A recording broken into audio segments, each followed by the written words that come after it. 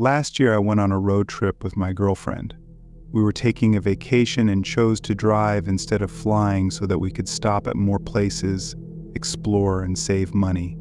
This was the second road trip we'd taken together. The first one was a lot of fun, so we were looking forward to this one. The first day of driving went really well. We stopped at a few interesting places, explored some small towns, and then made it to our hotel for the night. The next day we got up bright and early, hoping to reach our destination by evening. It was a long day of driving, but overall it was fun. However, we ended up driving later than we had planned, and by around 10 p.m. we still had about an hour and a half left to go. I was driving and decided to stop at the next gas station because we were running a little low on fuel. Plus, I wanted some coffee and snacks, and my girlfriend wanted coffee as well.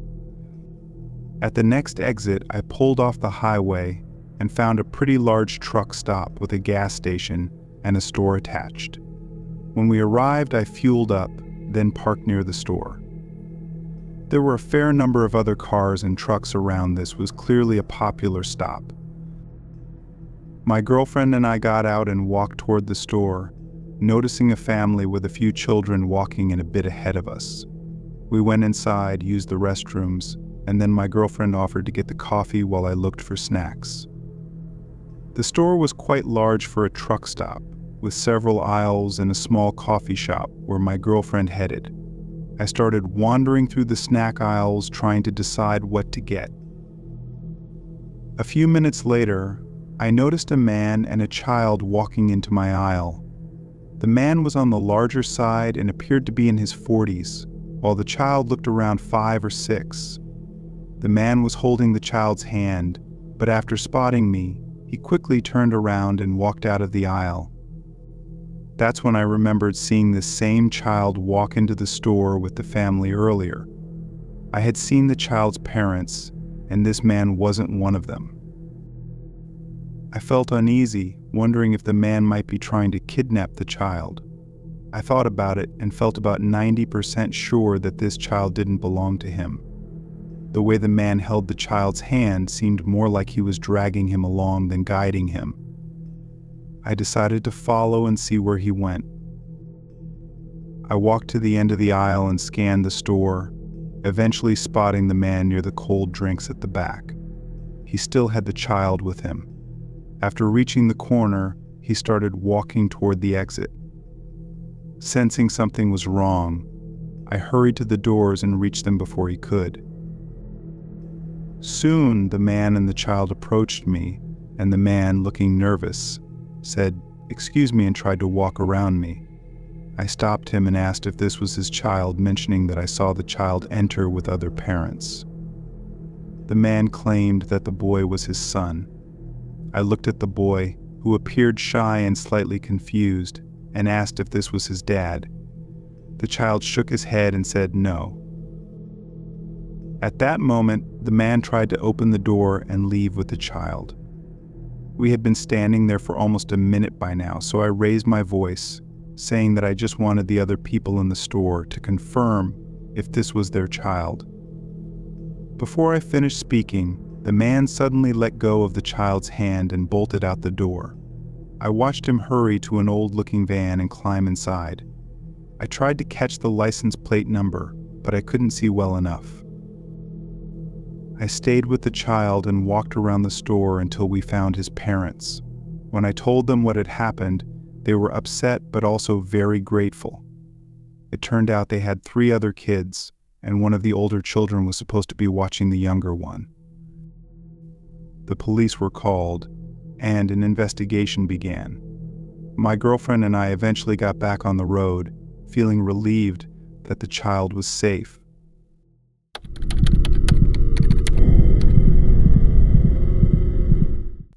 A couple of years ago, I decided to take a road trip by myself to California.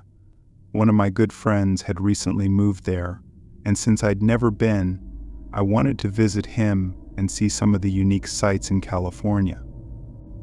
I planned to make the drive over 2 days. On the first day, I drove from sunup until past sundown, stopping only a few times for food. For the most part, I drove straight through. I had booked a hotel online and had its address saved on my phone. When I was about 30 minutes away from the hotel, it was probably around 10:30 p.m. I knew I'd be taking an exit up ahead in about 20 miles or so, and as more time went by, I felt like I should be close. I glanced down at my phone to check my progress, and just as I looked at it, the phone suddenly turned off. It was completely dead. I tried turning it back on, but it wouldn't respond. I had a car charger, but it was old and temperamental sometimes. It wouldn't work unless I messed with it a bit. Hoping the charger might still have some life in it, I plugged it in and tried to get my phone working again. But nothing happened. I continued driving, guessing which exit to take. When I saw one that seemed about right, I decided to take it, hoping I might see a sign for the hotel or some other landmark. After taking the exit, I went right, passing by an old gas station, but the road was otherwise deserted. After driving about 2 or 3 miles on this road, I realized I probably took the wrong exit. I pulled over to try the charger again, unplugging and replugging it in various ways, but it still wouldn't work. At this point, I accepted that I'd have to replace the charger the next day, but I still needed to get to the hotel tonight and didn't know exactly where it was. Just as I looked up, I noticed headlights behind me. A car had pulled over several lengths back. Initially, I thought it might be a police car, but there were no flashing lights, just regular headlights. I waited a minute or two to see if anyone would get out of the car, but no one did. Feeling a bit unsettled, I decided to pull back onto the road and keep going, figuring I could retrace my path to the highway. However, as soon as I started driving, the car behind me did the same. This made me uneasy. I couldn't think of a reason why this person would follow me, but instead of turning around, I kept driving, hoping the car would stop following me. When I reached the first opportunity to turn, I took it, wanting to see what the other car would do. To my dismay, it turned as well. Now I was genuinely worried.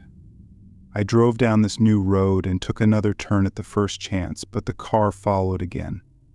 This road was even more isolated, with no streetlights, and the only light was coming from my headlights and those of the car following close behind. Realizing I needed to get back to the highway, I slowed down and moved to the right side of the road, preparing to make a U-turn. The car behind me slowed down too, which made me even more nervous. As I began to make the U-turn, I noticed that the car had backed up slightly, positioning itself to block almost the entire width of the road.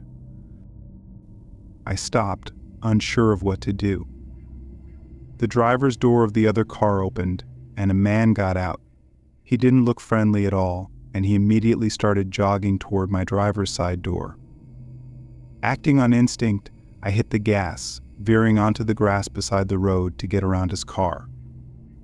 Thankfully, my car didn't get stuck, and I was able to get back onto the road.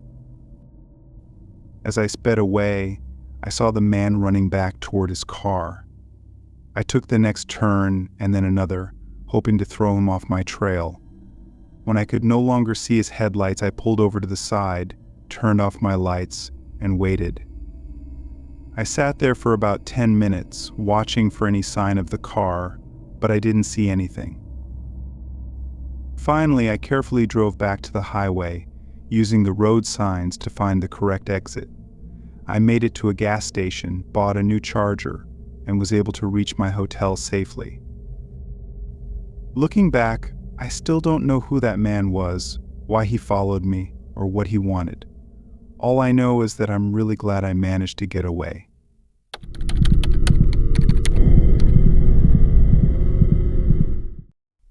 I'm a female, and I went to a college that was far from where I was from several states away. Every time I traveled to and from college, it was a bit of a road trip. One time in particular, I was coming home for the summer. It was a 10-hour drive, And although I sometimes made the trip in one day, this time I planned to stop at a hotel when it got really late. That first day I drove for a long time until it was late and I couldn't go any farther.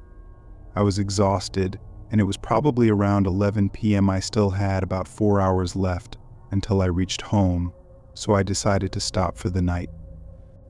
First, I went to a gas station. It was a larger one, common for people on road trips to stop at, and there were several trucks parked in the back for the night. I needed to use the restroom, so I parked, got out, and went inside. There were a few other people in the store, most likely other travelers. After using the restroom, I grabbed an energy drink and saw that only one person was working at the register, with a small line of people waiting to check out. I got in line, and then a man got in line behind me. He tapped me on the shoulder and started talking to me. He had sort of long hair, was wearing a hat, and had a rough, unkempt look. He was holding a 6-pack of natural light beer. After saying hi, he asked if I was on a road trip. I said yes, explaining I was heading home from college. Surprisingly, the man asked if I needed a ride. I was confused since I had just told him I was on a road trip and clearly had my own car. I declined, but he kept talking, asking me several more random questions until it was my turn to check out. After paying, I walked back to my car. When I reached it, I saw the man leaving the store with his beer and cigarettes. He walked to a rusty old blue pickup truck that was parked a little way from my car. I started up my car ready to leave, but realized I was low on gas. Deciding it would be easier to fill up now rather than in the morning, I backed up to an open gas pump and filled the tank. Then, I drove to a nearby motel, which was just a short drive down the street. After checking in, I went to my room, got my key, and began getting ready for bed. Just before lying down, I decided to take a quick look out the front window. This was one of those motels where the rooms opened directly to the parking lot, with a sidewalk in front of the rooms. When I moved the cover aside, I noticed the rusty blue truck was parked in the lot, directly across from my room. The same man was sitting in the driver's seat. Maybe it was just a coincidence, but it seemed strange. I left the window, got into bed, and tried to sleep. I was really tired and managed to fall asleep quickly, but sometime during the night, I woke up. As soon as I opened my eyes, I heard someone trying to open my room door. Instantly, I was wide awake. The person tried the door a few times, then stopped. After a few moments of silence, I got up, went over to the door, and looked through the peephole, but I didn't see anything. I did, however, hear a car door close at a distance in the parking lot. I looked out the window and saw that nobody was by my door anymore. Then, I noticed the man was back in his truck, sitting in the driver's seat. If he had a room here, why wouldn't he be in it? I went over to the phone in my motel room and called the front desk, but no one answered. I considered calling the police. I sat down on the bed, trying to relax. It was about 1 a.m. now. After lying back down and scrolling on my phone for a bit, I started feeling better. Then, suddenly I heard a knock at the door. My anxiety spiked again, and I quietly got up to look through the peephole. Sure enough, it was the same man standing outside. I quickly went back to the bed and called the police, explaining what was going on. They told me officers were on their way. For a few minutes, I didn't hear any more knocking. I went back to the window and looked out. The man was still there, sitting in his truck. I kept watching, and about 5 minutes later, I saw a police car pull into the lot. The moment it did, the man started his truck and drove away. The police activated their lights and followed him out of sight. Around 10 minutes later, another officer arrived and knocked on my door. He explained that they had pursued the rusty truck and stopped it. The man was arrested for drunk driving and had other drugs in the vehicle. He denied trying to enter my room but admitted to knocking on the door. I was just glad he was off the streets, at least for the night. The next morning I was able to make it home safely. That night remains my scariest road trip experience.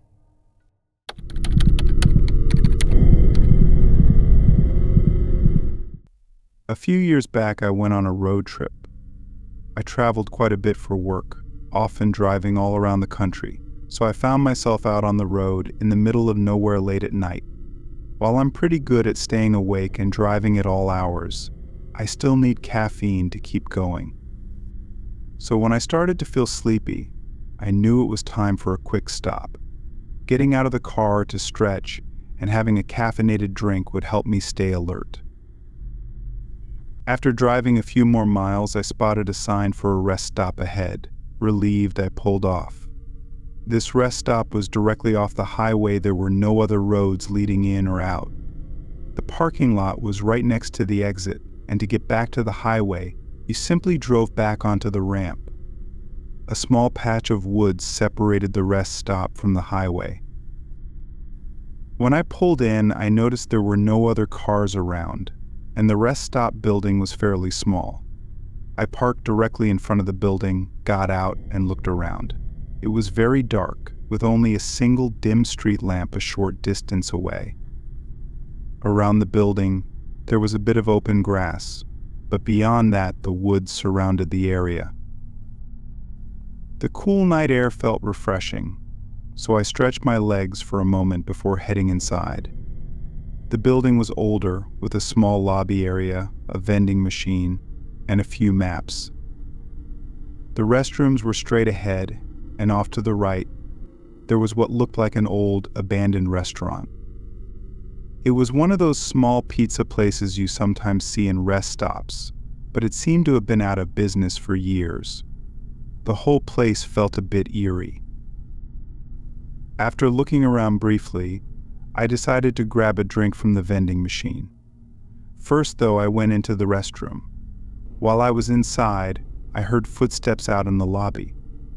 I assumed someone else had pulled in, though they didn't come into the restroom. About 30 seconds later, I left the restroom but didn't see anyone.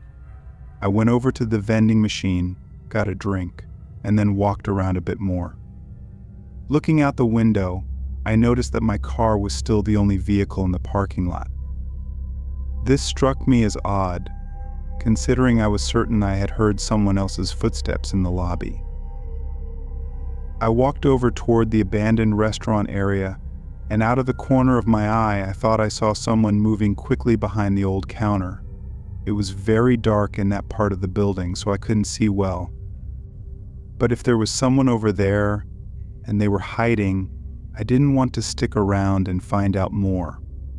At that moment, I decided to leave.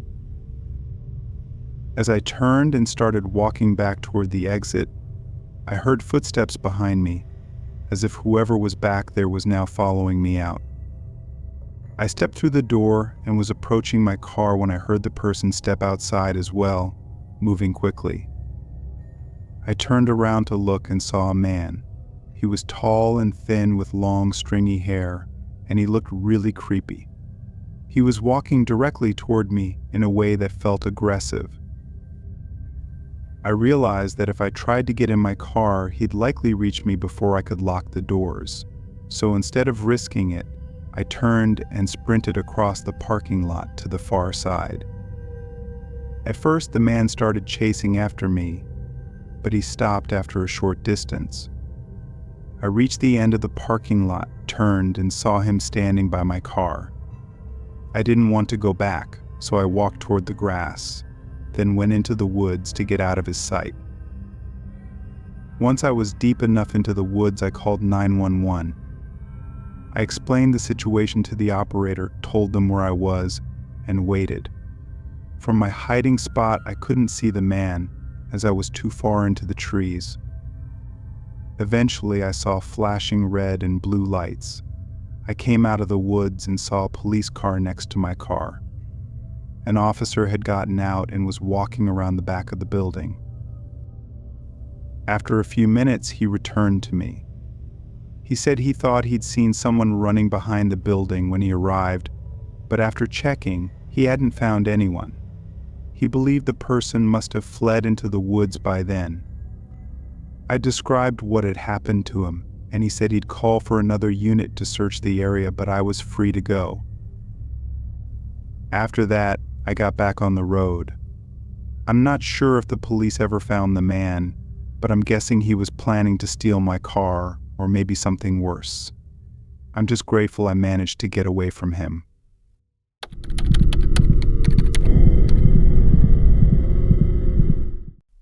A few months ago, I experienced something unsettling while on a road trip. I found myself driving late at night, trying to find a hotel. I had stopped at a gas station but didn't have any cell service, so I started driving, hoping to regain service in the next town. However, I must have been deep in a dead zone because even after driving for about 20 more minutes, I still didn't have any service. I took the next exit, hoping to find another gas station where I could get directions or maybe buy a map. But after getting off the highway, I didn't see any gas stations or much of anything else. I continued driving, taking another road in the hopes it would lead somewhere more promising, but it didn't. The road was quiet, and shortly after turning onto it, I noticed something strange ahead. Two men were standing right in the middle of the road. They didn't look like construction workers, they weren't wearing reflective vests or any official gear, and they didn't appear to be police. As I got closer, I saw they were just dressed in regular clothes. Both of them looked directly at me as I approached. I expected them to move aside to let me pass, but they didn't. There was nothing wrong with the road, and it didn't have sidewalks, so it was odd to see anyone walking around, especially so late at night. Woods bordered both sides of the road, so it didn't make sense for anyone to be there. Feeling uneasy, I came to a complete stop, with the men still blocking the way. I had a bad feeling about the situation, so I decided it was best to leave. Just as I was about to reverse, I saw the men start walking toward me. I rolled down my window slightly and asked what was going on, but they didn't respond. Instead, they continued approaching, each heading to a different side of my car. I put the car in reverse and started backing up slowly. One of the men sped up, while the other moved off to the side of the road. I realized they were trying to cut me off, so I quickly maneuvered the car to turn around and drive in the opposite direction. I stopped briefly, shifted into drive, and began to pull away, glancing in my rearview mirror as I did. By now, one of the men had come within about 30 feet of my car, and the other was close behind, holding something large. As I sped up, I watched in the mirror as the man with the object went down to the ground and slid it across the road. Whatever it was, it slid fast and came very close to reaching my car, but ultimately veered off the road behind me. It was then I realized it was likely a spike strip, the kind police use to pop a suspect's tires during a chase. These men were definitely not police, so whatever they were planning, it couldn't have been good. I kept driving, turning onto the next road I found, which led back to the highway. I tried calling the police but still had no service. I continued driving down the highway, and about 15 minutes later, I finally regained service. I immediately called the police and reported the incident, explaining where it had happened. They said they'd send someone to check it out, but I never heard anything more about it. That night, I was able to make it to a hotel and continue my road trip the next day. To this day, thinking back on it still unnerves me. I don't know if those men were planning to rob me or worse, but I'm just thankful I managed to get away from them safely.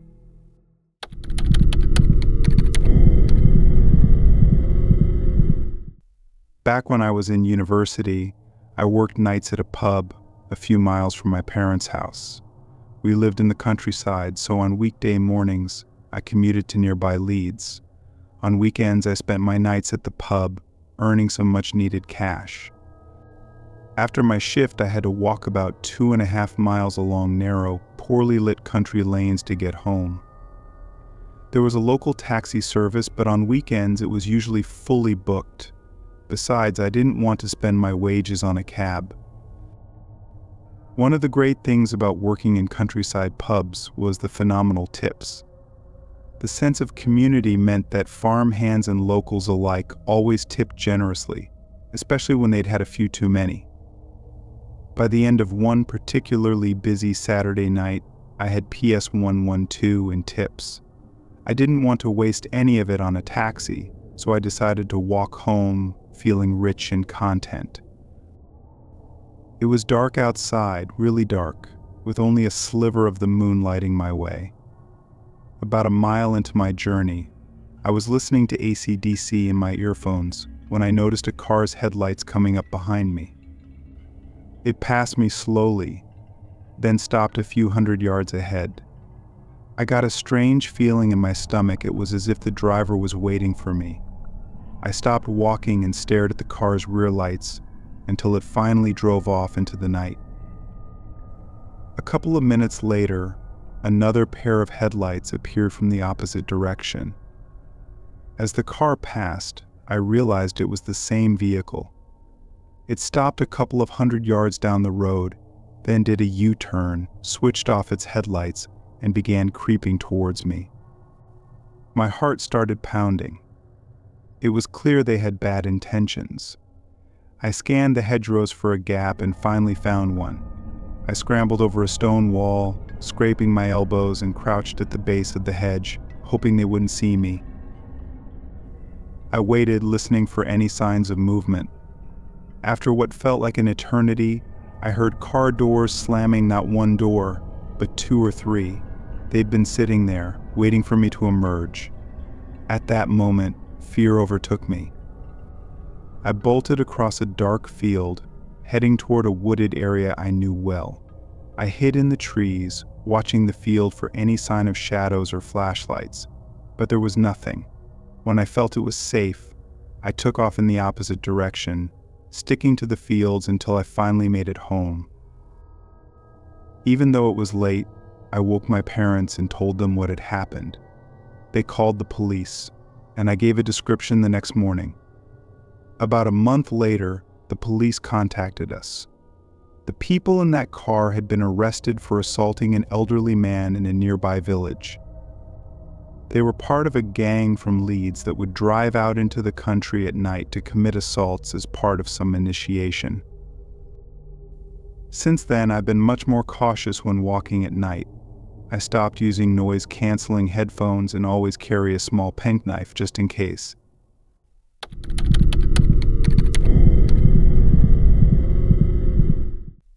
Last weekend, my wife's son and I decided to go camping in the forest. My son is only 6 years old and loves playing outside, so we thought it would be a great idea to let him experience the wilderness. The drive to the campsite took about 2 hours, and we arrived just before sunset.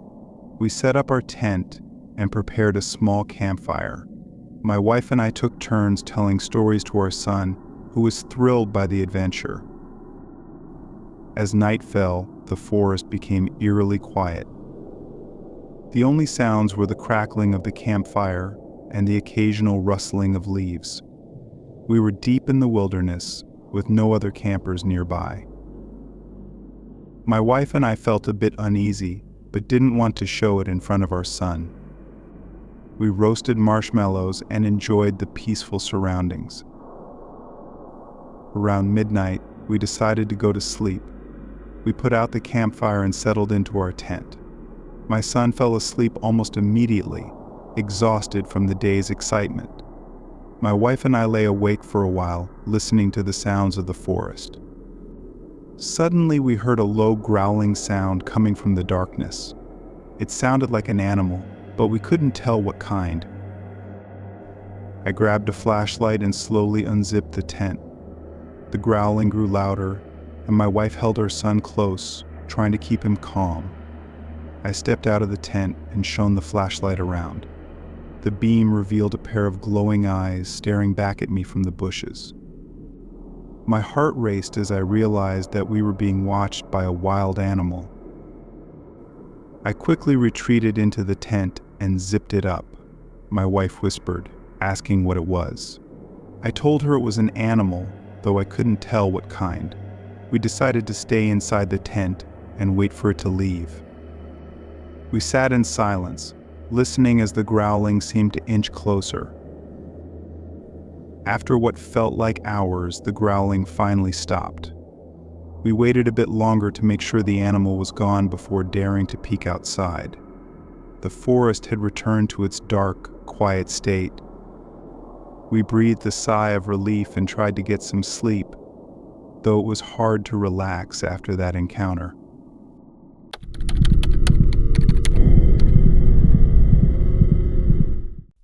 I live in southern Oregon, in a huge, sparsely populated county with mountains to the north and desert in the south and east.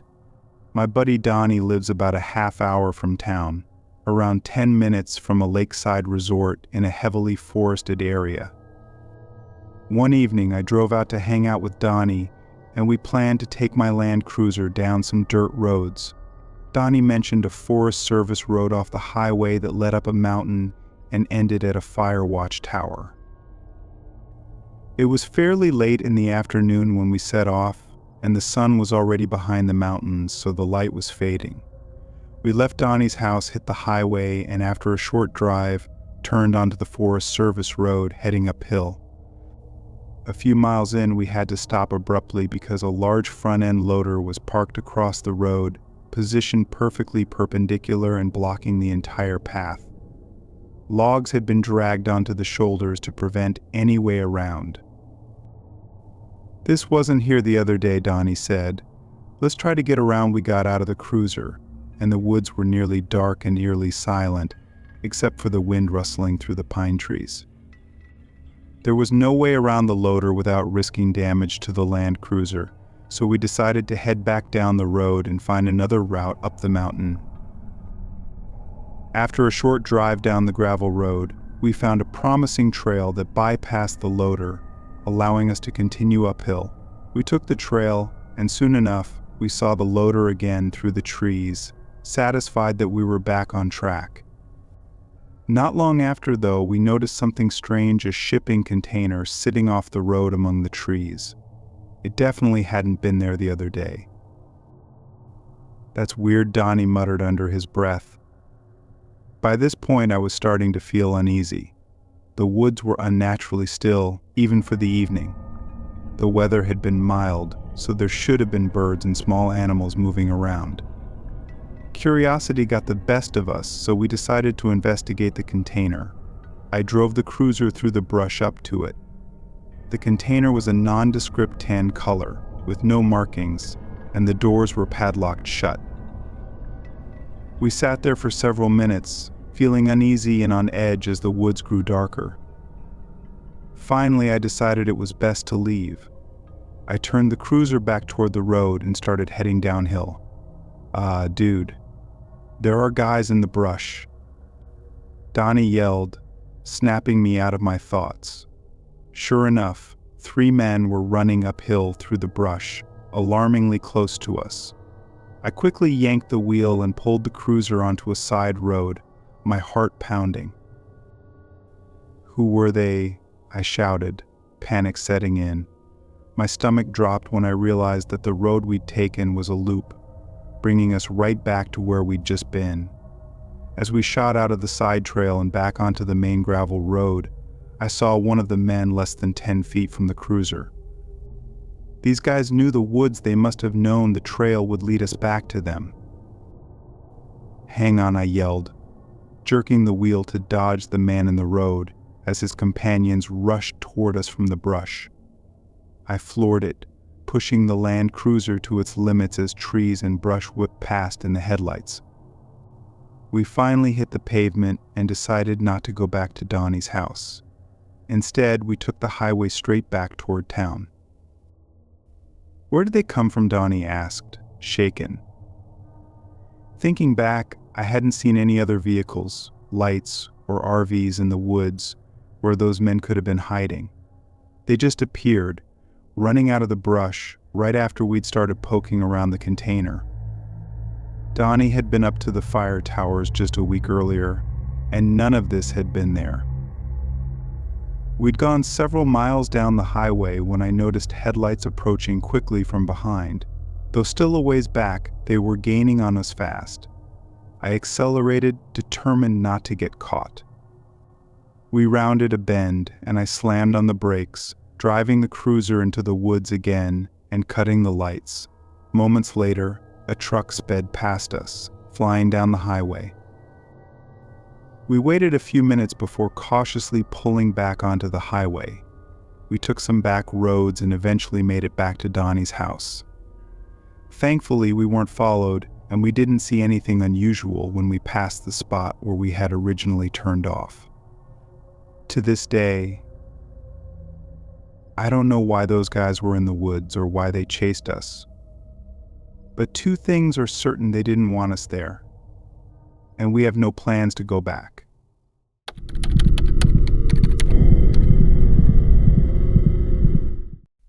This happened a few years ago when I was 20. I was on a road trip with a good friend of mine and his family.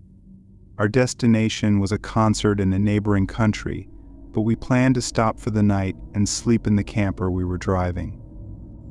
We hadn't crossed the border yet when we stopped at a family-friendly campsite for the night.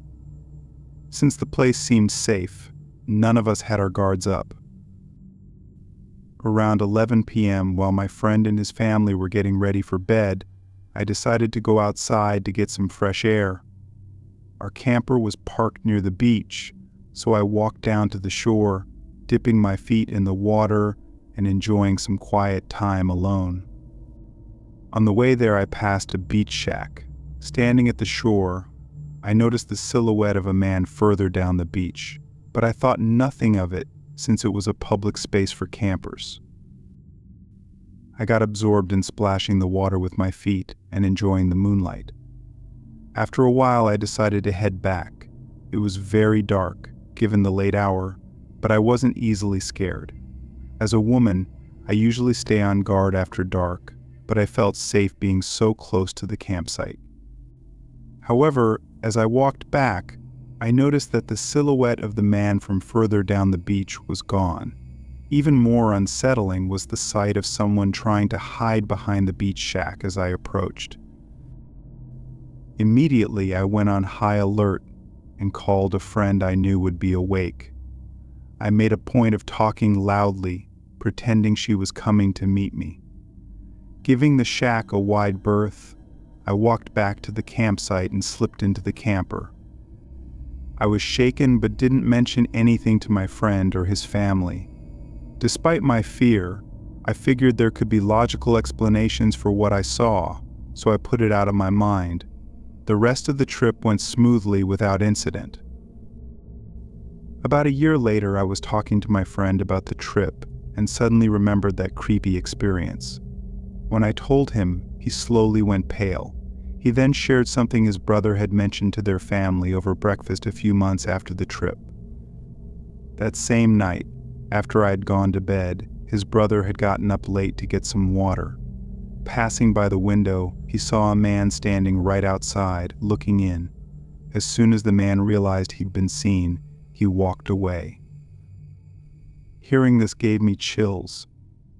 It suddenly didn't seem far-fetched that the man hiding by the beach shack had followed me back. To this day, I try not to think about what might have happened if I had been alone.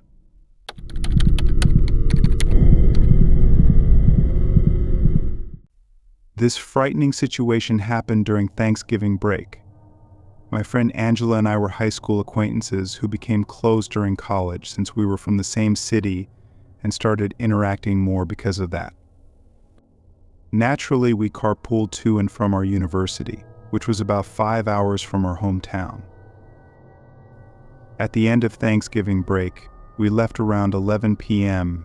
and started our drive back. About 3 hours into the road trip, Angela, who was driving, mentioned that she was starting to feel sleepy. Rather than stopping in the middle of nowhere to switch seats, I decided to keep her awake by talking. We got into a deep conversation and, for fun, started snapping pictures of the road with the flashlight on. I know, not the best idea. Just as we were laughing and snapping pictures, we noticed police sirens behind us. It was 2 a.m., and the cops were pulling us over. They stayed in their car for a few minutes, which seemed odd, but we didn't think much of it. Then, 2 officers approached the car, whispering to each other. One went to Angela's window, and the other to mine. "Hey there, ladies," the officer at Angela's window said with a creepy smile. "How are we all doing tonight, unsuspecting?" Angela replied that we were fine, then asked why we were being pulled over. "Speeding," he claimed. But I knew we hadn't been. We'd actually been driving a little under the speed limit. Angela just said, "Okay," and asked if he needed any documentation, to which he replied, "No." Meanwhile, the second cop motioned for me to lower my window. When I did, he started making insinuating comments and gestures, like pointing his flashlight toward my lap and commenting on my legs, likely because I was wearing shorts. "Oh, so it's just you two?" he asked with a smirk. He made comments about what we were doing out there alone in the middle of nowhere, questions that had nothing to do with a traffic stop and were completely inappropriate. Then, the first cop asked, "Why all in college?" We responded, "Yes, actually we're heading to university name." Immediately, I knew we'd made a mistake by giving away our destination. "College girls, huh?" he said to the other cop with a strange smile. By this point, we were beyond creeped out and just wanted to get out of the situation. They kept chatting, all while making unsettling, borderline threatening comments like, "Why I'll know there's a prison nearby. I sure hope nothing happens to you ladies out here all alone on this road." Their grins only made things worse. I wanted to end the encounter, so I asked, "Are we getting a ticket?" The cop at Angela's window said, "No, but I'll give you a verbal warning." Meanwhile, the other cop was still staring at me intently. Just then, he tried to open my door, but thankfully it was locked, and my window wasn't low enough for him to reach inside. I stared at him, frozen, while he offered no explanation. Angela quickly started the car, muttered, "Thank you, have a good night," and sped off. We didn't call our parents right away because it was so late, but we did call Angela's boyfriend, who was waiting for us at the university and had asked us to check in.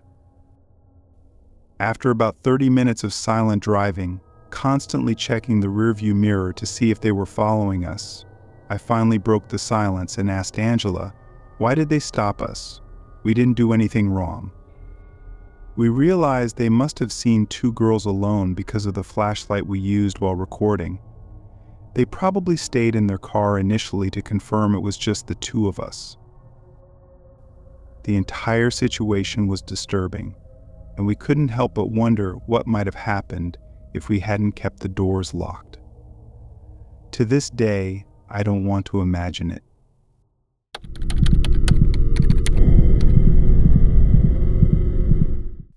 This happened late one night in early spring. I was driving home with my wife, Janice, after picking her up from her night shift at the hospital.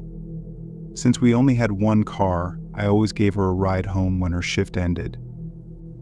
We lived about half an hour outside of town in the country, so it was a bit of a drive each way.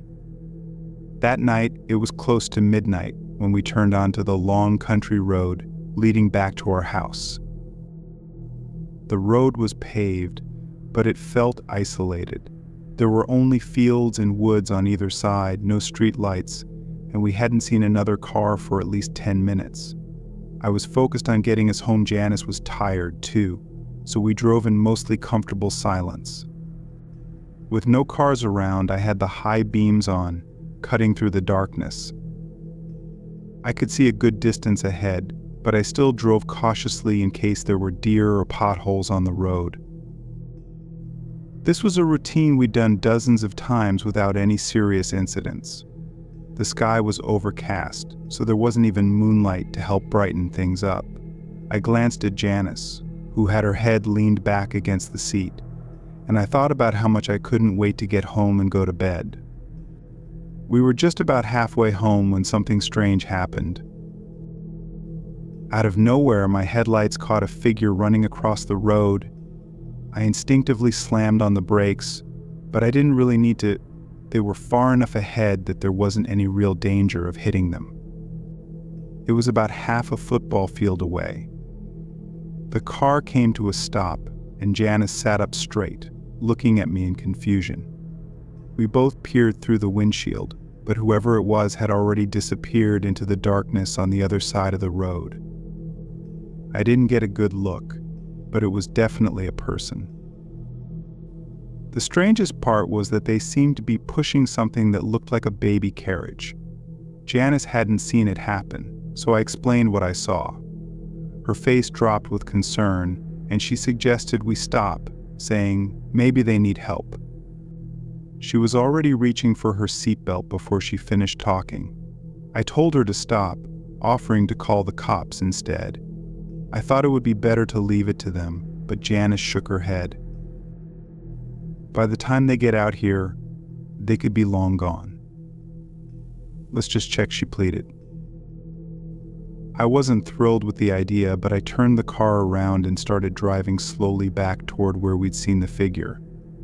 I kept my eyes glued to the road, scanning for any sign of the person. Eventually, I spotted something on the side of the road. It was a baby stroller, just sitting there as if someone had left it behind. I pulled up close to it and stopped the car. Before I could say anything, Janice unbuckled her seatbelt and got out. "Wait, don't go over there," I said, but she was already heading toward the stroller. She leaned down to look inside while I kept scanning the area, half expecting the person to pop out of the woods again. Then I saw something that made my stomach drop. A man was walking toward Janice from behind my car. He wasn't running, but he was moving with intent, and something about him didn't sit right with me. Without thinking, I threw open my door and got out. As I stood up, I got a better look at him. He was thin and pale, looking like he hadn't slept in days. Judging by his rough beard and the grime covering him, I'd guess he was in his 20s. He wasn't very big, and I figured I could handle him if it came to that. But then I noticed he was holding a knife. My throat tightened, and I immediately yelled for Janice to get back in the car. Now I screamed. She turned and ran back to the car, slipping inside just as I circled around to face the man. But when I looked up, he was already retreating back into the woods. I glanced over at the stroller, sitting ominously under the beams of my headlights, a creepy sight, to be sure. I rushed back into the car, started the engine, and drove off. Neither of us spoke for a long time. After a few minutes, I finally asked Janice what she'd seen in the stroller. Her face was pale as she looked at me. "It was just an old doll," she said quietly, half buried and missing a leg. We drove the rest of the way home in silence.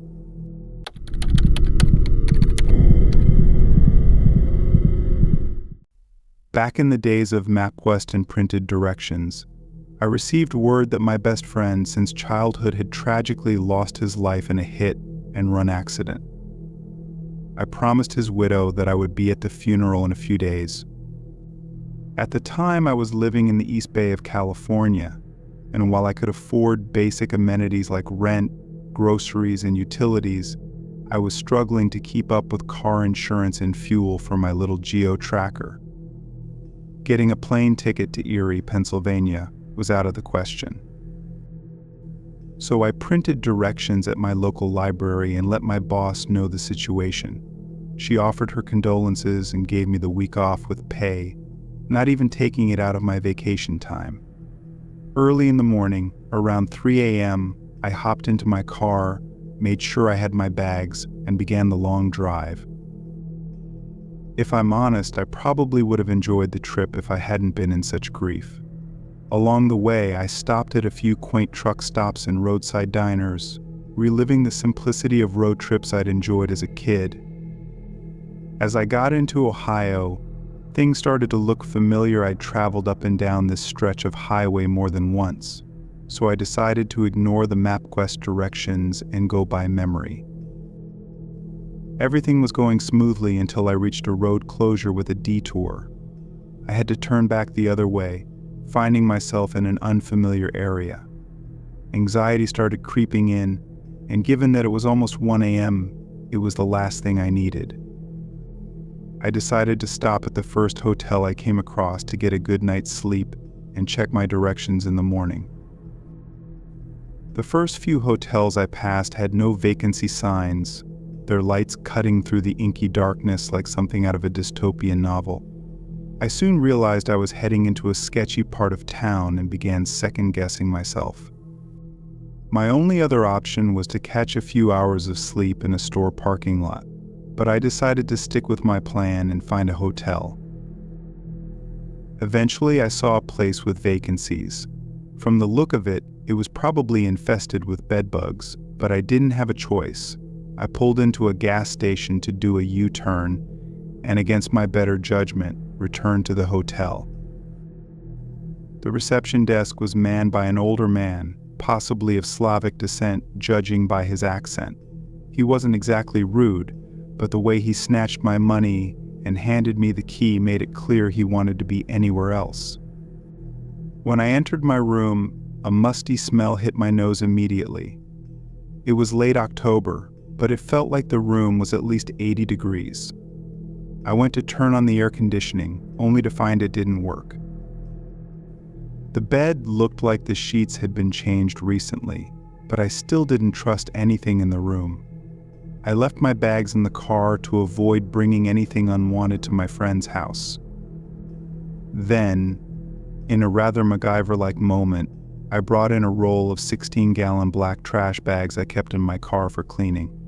I laid them across the bed one by one until it was completely covered. By then, it was almost 2 a.m., and I was ready to collapse. Just as I lay down, a loud bang jolted me. At first, I thought it was a gunshot, so I dropped to the floor. But then I heard the rumbling of a car muffler with obvious issues. I peeked out the window and saw an old, rusty Chevy pickup truck pull into the lot and park a couple of spaces down from my car. A stereotypical redneck couple climbed out, stumbling toward the office to get a room. The man's voice was booming, loud enough that I figured he'd wake up the entire motel. Curiosity got the better of me, so I opened the blinds slightly to take a look. He wore a Pabst Blue Ribbon t-shirt, beat-up blue jeans, and a trucker hat. His shoulder-length, dirty blonde hair and handlebar mustache completed the look. He was clearly drunk. I knocked on the window and politely asked, "Sir, I've been on the road for 2 days and I just need some sleep. Could you please keep it down?" He responded with a middle finger and a laugh before fumbling with the key to his door. That's when I realized with horror that he was going to be in the room next to mine. I slumped back into the chair by the window, praying I'd be able to get some rest. From my room, I could hear every word of his muttered, slurred insults and crude remarks. The walls of the hotel were paper thin.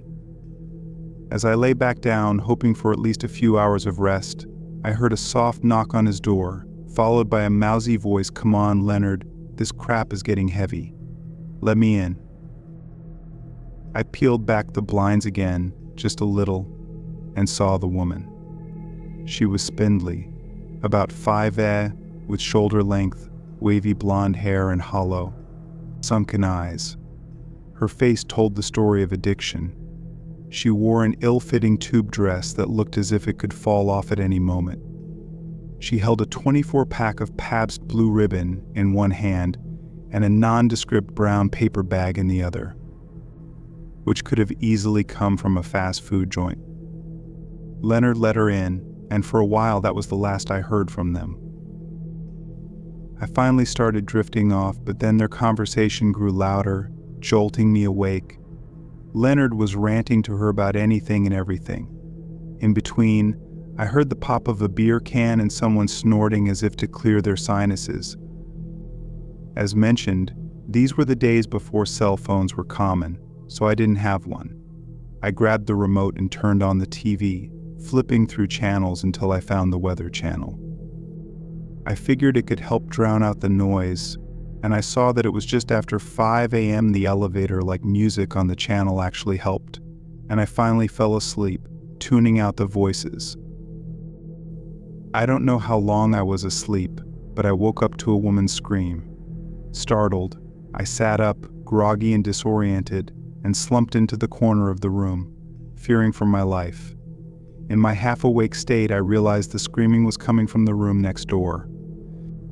The woman's cries echoed, interspersed with insults directed at Leonard, "You idiot. You bumbling dumbass." Then, suddenly, she went quiet. I heard scuffling sounds, but I didn't hear Leonard at all. Something in me compelled me to peek out the window again. Moments later, I saw the woman dart out of their room, slam the door shut, and hurry to the office, where she threw the keys on the ground. She ran to the truck, started it up, and sped out of the lot in a panic, almost hitting a few parked cars along the way. I watched her drive away, disappearing into the night. I decided to call the front desk and tell them to contact the police. A younger man answered the phone, sounding unsurprised by my story. The biggest clue was when I finished explaining, and he simply replied, "Oh great, not again." I offered to call the police myself, but he told me he'd handle it and suggested I stay put because they might want to speak with me. 3 squad cars arrived shortly afterward. I explained everything to one of the officers, while others spoke with the manager and checked the room next door. Eventually, one officer muttered, "Oh, explicit, he's definitely dead." Another asked, "Overdose," to which his partner replied, "If I were a betting man, I'd put money on it." In my desperation to find a place to sleep and avoid an accident, I had inadvertently witnessed someone's last moments and found myself giving a police statement. Though Leonard didn't seem like a good person, he was still someone's son, possibly someone's father or brother. That thought stuck with me. I made it to Eerie, attended my friend's funeral, and stayed in a guest room for a few days. Everything hit me all at once on my last day, and I broke down. Though I promised to keep it together for his widow, I ended up telling her everything. She hugged me, and we cried together. Not only was I grieving my best friend, but now I relived that horrific night every time I closed my eyes. This continued for a couple of years, affecting my job as a forklift driver. Eventually, my boss, who noticed I hadn't been the same since the funeral, pulled me into her office, placed a comforting hand on mine, and asked what was going on. That's when I finally let everything out. With her encouragement and my friend's widow's bi-weekly calls, I decided to get counseling. It was an uphill battle at first, as I was raised to view therapy as a sign of weakness. But I know now it saved me. I was ready to do anything to quiet the events of that night. Today, I use this story to warn others about the risks of addiction. As much as it shook me, Leonard taught me an important lesson about life. I never want to spend my last hours numbing the world around me in a dingy hotel, oblivious to my surroundings. In a way, I owe a debt of gratitude to Leonard. Although it's a shame he went out that way, witnessing it lifted the rose-tinted glasses from my eyes. Addiction is no joke. It destroys lives, often without the addict realizing how much it affects those around them, directly or indirectly. Those effects can be lasting.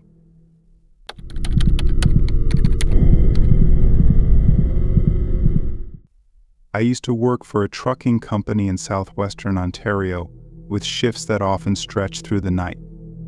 Crossing the U.S. border was a regular part of the job, and I'd travel between Ontario and Michigan at least a few times each week. During those hours, the roads were mostly quiet, especially in rural Michigan. It was usually just long, empty highways surrounded by fields and forests. One night, around 3 a.m., I was driving along one of those stretches, heading back into Canada. The roads were as silent as they usually were at that hour, and I hadn't seen another vehicle for quite some time. I was focused on getting back on schedule, and my mind wasn't on much else, until something up ahead caught my eye. At first I thought it was just roadkill, maybe a deer or some other animal. It was large though. You see that kind of thing often enough driving through the countryside, but as I got closer I realized it wasn't the right shape for an animal. It looked more like a person lying there, sprawled out in the middle of the road. The sight was strange, and my mind raced through different possibilities as I slowed down. There was no movement, which made the scene even more unsettling. I couldn't imagine why anyone would be lying down out there like that. I pulled my truck over on the shoulder, a few meters from whatever it was, and sat there for a moment, unsure of what to do. I didn't want to get out right away, so I pressed on the horn. If it was a person, the noise would surely wake them or get their attention. I blasted the horn a few more times, but there was no reaction. Whoever or whatever it was didn't move at all. At that point, I started to doubt that it was a person. I turned on my high beams for a closer look from the cab, and that's when I realized it was a mannequin. It was dressed in regular clothing, and from a distance it could easily have been mistaken for a real person. Up close, though, I could clearly see the stiff plastic arms and legs. It was just lying there motionless in the middle of the road. I didn't think much of it. Maybe it had fallen off the back of a truck, or maybe some kids had set it up as a prank. It was definitely weird, but it didn't seem worth worrying about. After all, strange things happen on the road, especially at that hour. I shifted the truck back into gear, carefully drove around the mannequin, and continued on my way. The rest of my shift went by as usual. I crossed the border back into Canada without any issues and completed my delivery on time. By the time I parked the truck at the yard that morning, I was mostly focused on getting some breakfast and heading home to sleep. But first, I had to complete my usual post-drive inspection. The inspection was pretty basic, just a quick walk around the truck to make sure everything was in order. If I noticed any new dings or damage, I'd have to report it. Most days I didn't find anything out of the ordinary, but it was just part of the routine. That morning, however, something caught my eye. As I was checking the tires, I noticed a few nails lodged in the tread of the front left tire. They weren't deep enough to cause a flat, but they were wedged tightly between the treads. I almost missed them, but after spotting a few, I called over our mechanic and showed him. He grabbed a pair of pliers and pulled a few of the nails out. They were small, probably less than 5 centimeters long, and there was a sticky, tar-like substance on their heads. It didn't take long for me to put 2 and 2 together. I realized it was a trap. Someone had probably placed the mannequin in the road to make drivers stop, and then scattered nails around the area to cause a flat tire. Luckily, the nails weren't big enough to do any serious damage to my truck, but for a regular car, they would have been enough to leave someone stranded out there in the middle of nowhere. I don't like to think about it too much, but I believe someone dangerous was out there that night, hoping to lure an unsuspecting driver into a trap,